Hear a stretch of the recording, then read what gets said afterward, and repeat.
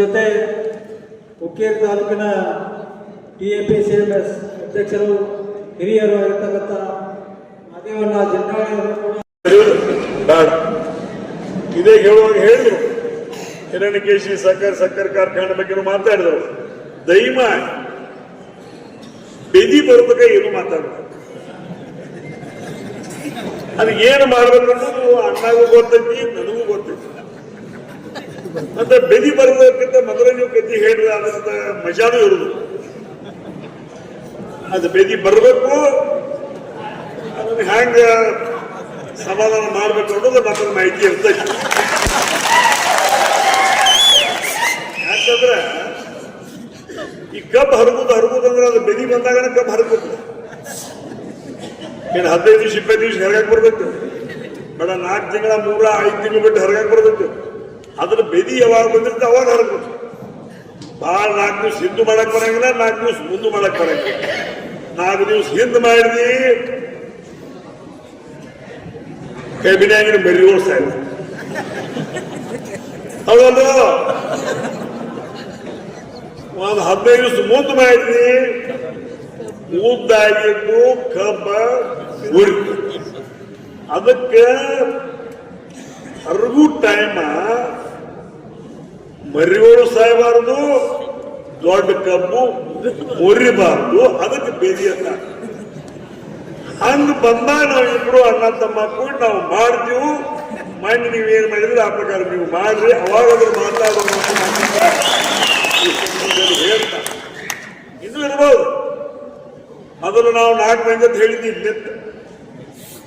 ನಾನು, ನನ್ನ ಮಗ ನಿಖಿಲ್ ಕತ್ತಿ, ಪೃಥ್ವಿ ಕತ್ತಿ, ಪವನ್ ಕತ್ತಿ, ಇನ್ನಿಬ್ಬರು ಬರ್ಕು.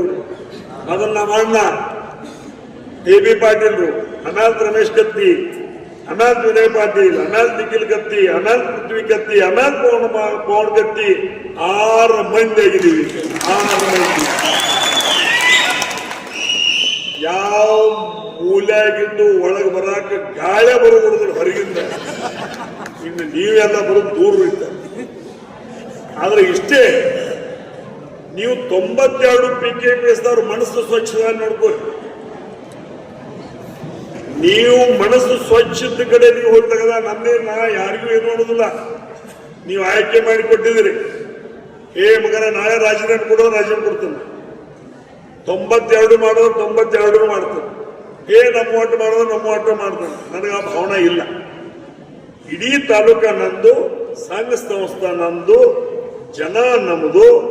ಯಾವ ಪಕ್ಷ ನಮ್ಮ ಮನ್ಯಾಗ ಹುಟ್ಟಿಲ್ಲ. ಪ್ರಜಾತಂತ್ರ ವ್ಯವಸ್ಥೆ 4 ದಿನ ಆ ಕಡೆ ಈ ಕಡೆ ಮಾಡಿದ್ರು ಸಹಿತ ಅವ್ರನ್ನ ಇವತ್ತು ದಿವಸ ಬಂದಂತವ್ರದ್ದು ಸೇವಾ ಮಾಡುವಂತ ಕೆಲಸ ಕಳೆದ 40 ವರ್ಷದಿಂದ ಮಾಡ್ಕೊಂಡು ಬಂದೀವಿ. ಮುಂದೂ ಸಹಿತ ಇದನ್ನ ವರ್ಷಕೊಂಡು ಹೋಗೋಣ.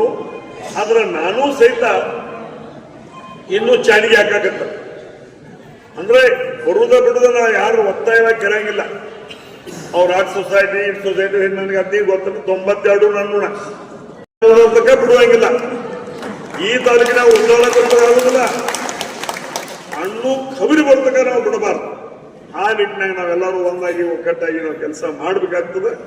ಆ ನಿಟ್ಟಿನಲ್ಲಿ ಎಲ್ಲರೂ ಬರ್ರಿ, ಮಾಡ್ಕೊಡ್ರಿ, ಕೆಲಸ ಬಗಿಸಿ ಎಲ್ಲ ಮಾಡ್ಕೊಂಡು ಹೋಗೋಣ. ಇನ್ನೂ ಬೆಳೆಸೋದು ಬಹಳ, ಸಂಘ ಸಂಸ್ಥೆಗಳನ್ನ ಬೆಳೆಸೋದು ಬಹಳ ಐತಿ. ಮುಂದಿನ ನಮ್ಮ ಪೀಳಿಗೆನ ಕಲಿಸೋದು ಬಹಳ ಐತಿ. ಮುಂದಿನ ನಮ್ಮ ಪೀಳಿಗೆನ ಬೆಳೆಸೋದು ಬಹಳ ಐತಿ. ಸಹಕಾರಿ ಕ್ಷೇತ್ರದಾಗ ಇನ್ನೂ ಮಾಡೋ ಕೆಲಸಗಳು ಬಹಳ ಅದಾವ. ಆ ನಿಟ್ಟಿನಾಗ ನಾವು ನೀವು ಎಲ್ಲರೂ ಕೂಡಿ ಹಿರಿಯರಾಗಿರ್ತಕ್ಕಂಥ AB ಪಾಟೀಲ್ ಮಾರ್ಗದರ್ಶನದಲ್ಲಿ ಎಲ್ಲರೂ ಒಂದಾಗಿ ಒಕ್ಕಟ್ಟಾಗುವ ಮುಖಾಂತರ ಈ 1ನೇ ಯುದ್ಧ ಗೆದ್ದಿದ್ದೀವಿ. ಇನ್ನು 2ನೇ ಯುದ್ಧ ಗ್ರಾಮ ಪಂಚಾಯತಿ, ತಾಲೂಕಾ ಪಂಚಾಯತಿ, ಜಿಲ್ಲಾ ಪಂಚಾಯತಿ 2ನೇ ಯುದ್ಧನೂ ಗೆಲ್ತೀವಿ. 3ನೇ ಯುದ್ಧ 28ರಾಗೂ ಗೆಲ್ತೀವಿ.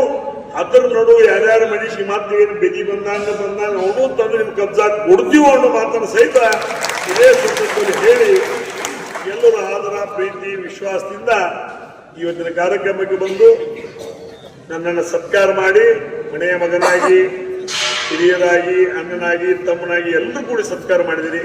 ನಿಮ್ಮ ಸತ್ಕಾರಕ್ಕೆ ಮತ್ತೊಮ್ಮೆ ನಾನು ಕೃತಜ್ಞತೆಗಳನ್ನು ಹೇಳ್ತಾ